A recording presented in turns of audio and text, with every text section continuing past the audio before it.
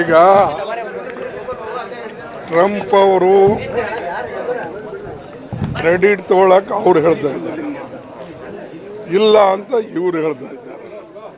ಅದಕ್ಕಾಗಿ ಇದು ಸೂಕ್ಷ್ಮವಾದಂಥ ವಿಷಯ ಇದೆ. ಆಲ್ ಪಾರ್ಟಿ ಮೀಟಿಂಗ್ನ ಕರೀತಾರೆ, ಕರೆದಾಗ ನಾವು ಇದನ್ನು ಮಾತಾಡ್ತೀನಿ.